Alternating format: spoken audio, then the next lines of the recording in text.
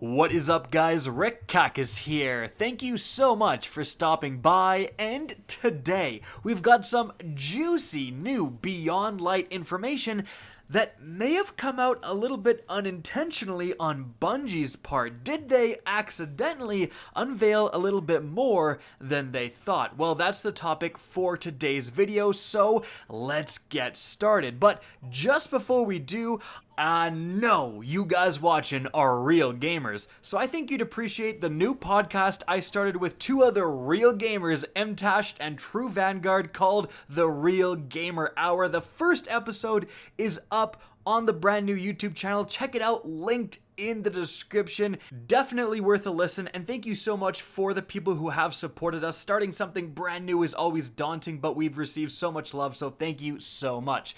Alright, now let's talk about these potentially unintended leaks, or just a little bit more information than Bungie thought they were releasing, or perhaps this is all a well-orchestrated tease. I don't exactly know, but there's a lot of information that came out from a simple screenshot that happened yesterday. Because yesterday, Thursday, the Bungie weekly update, the TWAB, was released. I did cover all that information as well as other information, which was the unveiling of the brand new Titan Behemoth Stasis subclass. If you want to know kind of all that, check it out. It's linked up above.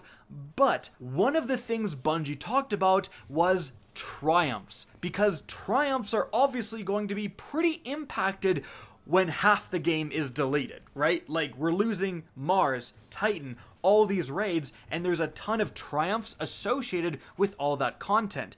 So the big question was, like, what is Bungie going to do about that? Their solution was to have career triumph score and then active triumph score, so your total triumph score will be saved and people can see, like, oh, this guy's an OG, but then your active triumph score consists of just things you can actually earn in the game. So a newer player can still have a very impressive active triumph score and stuff like that. Alright, now to illustrate all of this, Bungie had to kind of release a screenshot of what the heck they were talking about, because otherwise it would have been quite confusing. Just a massive wall of text of how they're changing triumphs. So this is what they released. And this is a look at what the triumph screen is going to look like in Beyond Light. Now, I mean, that's pretty normal. And again, this was mainly done to illustrate how triumphs are going to change. But people start to dig a little bit deeper, and you start to look a little bit closely, and you can see some very interesting things. So, of course, we have the circles, the 8 circles in the middle of the screen, and some of them we can identify right away. I mean, we have the Dreaming City obviously here.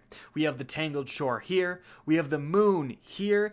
And we actually have Nessus here, and then Europa. So this new symbol, this has been showcased within trailers and so on. This is pretty clearly associated with Europa. That leaves a few other symbols that we don't really know about, and one of the most interesting is this one here. Like, what could this represent? Because it's got to be a pretty big chunk of content, because otherwise it wouldn't be getting an entire node in the Triumph screen. But this symbol appears in a pretty unexpected place. It's actually, as you can see, on Prince Uldren's chess piece. So Prince Uldren, of course, is the brother of Marasov, the leader of the Awoken, who played a huge role in the Forsaken campaign. Prince Uldren was the guy who killed Cayde 6. Now, he was tempted by the darkness and all of that stuff, but yeah, he was a huge part of that storyline. And we killed him. We killed Prince Uldren at the end of the Forsaken campaign. So this would presumably confirm that he is back. Now, there actually was a leaked cinematic, and then I think it was officially unveiled at some point that showcased a ghost reviving Prince Uldren. But this would indicate that Prince Uldren has a much bigger part to play in Beyond Light than I think any of us expected. He hasn't shown up in any promotional material whatsoever, but this would presumably mean that, hey, we might be talking to him, he might be giving out quests, he might be involved in this storyline. But in what capacity? Because, like I've said, we already have the symbol for Europa covered, so he probably wouldn't be there. Well, people started to speculate that maybe this is the node for the Cosmodrome.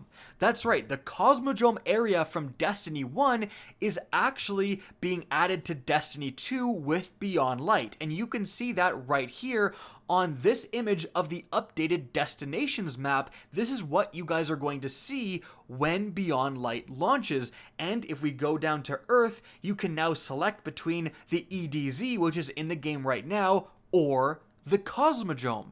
Now, here is the question that obviously brings up.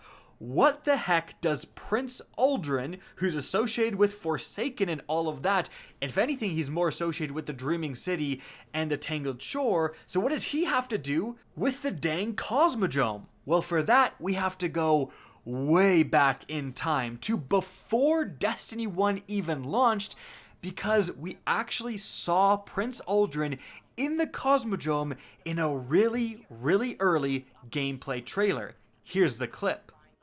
Why is the city breathing down my neck? Why don't you put that down so we can talk? Out here in the wild, this is how we talk. And again, that is really early gameplay. He sounds completely different at that time, and that's actually showcasing a storyline that never made it into the game. That was gutted and redone.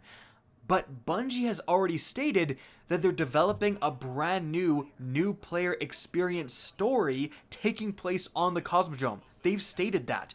So could that storyline that we thought was kind of lost forever be being remade and finally get its due when Beyond Light launches? That would be actually crazy. And could Prince Aldrin be the new vendor on the Cosmodrome?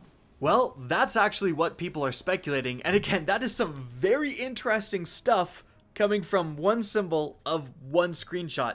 But that's actually not all. Something else you may notice is that over to the right side, you have medals, exotic catalysts, lore, and stat trackers as their own sections. But the exotic catalyst section again unveils some more stuff that I don't know if Bungie intended to unveil. So it has a smorgasbord of all these different exotics. A lot of them are recognizable to already have catalysts. You have the Skyburner's Oath, you have the Sunshot, etc. But there's actually some exotics pictured here that don't have catalysts. So is this actually a first look at some of the exotics gaining catalysts when Beyond Light drops? I think it could be. So right off the bat, very recognizable, we have the Deathbringer rocket launcher showcased right here. And as you can see, this Shadowkeep exotic has no exotic catalyst slot in-game right now. Now, its intrinsic trait is Dark Deliverance. Fires remotely detonated projectiles that drop void orbs on combats, and you press to fire and then release to detonate. It has a secondary unique perk, Dark Descent. The further a void orb falls, the more powerful its detonation becomes. Now, this is honestly one of the coolest exotics in the game, but quite frankly, it's not that powerful. It has some niches in PvP, especially if you know exactly where to shoot it, you can destroy a whole team. But this thing getting a catalyst, especially if one improved the damage on Dark Descent or improve the tracking of the nodes, like that could be actually pretty darn powerful. But going back to that screenshot, another exotic you can really clearly pick out is the Heir Apparent machine gun. And again, this in-game right now has no catalyst slot. Now, its intrinsic trait is Heavy Slug Thrower. You press aim to spin up the weapon, and this weapon can only be fired when fully spun up. It also has another unique perk here, Armor of the Colossus. While at full health, spinning up this weapon protects you with an arc shield. And this is one of the most powerful machine guns in the game. Like, the Xenophage beats this thing out, but the damage output from the Heir Apparent is actually like really impressive. And again, this thing getting a catalyst, especially if it made it like spin up quicker, or made it so you got the shield no matter what your health was at, that could be really powerful. And another weapon that you can just kind of barely see here, but it's very clearly a bow, and it really looks like another power weapon, the Leviathan's Breath. Now, this has the intrinsic trait Big Game Hunter, fires a massive heavy bolt that actually staggers unshielded combatants and unstoppable champions. Now, it has two other unique perks here with Chain Bowstring, but it also has Leviathan's Sigh. When fully drawn, the bolt creates a large concussive blast that knocks combatants back. And this thing has always been like just at the cusp of being pretty good. Like the damage output for this thing is actually pretty impressive. Obviously getting an exotic weapon that freely staggers a certain type of champion is very beneficial, but again, it's just not always been there. That catalyst could push it over the edge because those type of weapons like the Ariana's Vow, because it can deal with barrier champions, is used quite a bit in endgame content. So adding a catalyst could make this thing suddenly go from not seeing a lot of play to seeing quite a bit of play in Grandmaster Nightfalls and stuff like that. And so guys, that is it for all of the crazy Beyond Light info that we got from Bungie releasing a picture of the Triumph screen of all things. I hope you enjoyed this video, found it informative. If you did, please remember to help me out by simply rating and especially sharing this video. If you guys want to see more Destiny 2 content similar to this, don't be afraid to slap that subscribe button. If you want to get in touch with me and keep up to date with the latest channel activity, the best way is to follow me on Twitter at RickCacus. That's linked in the description down below. Again, I hope you enjoyed the video, and as always, have a good day.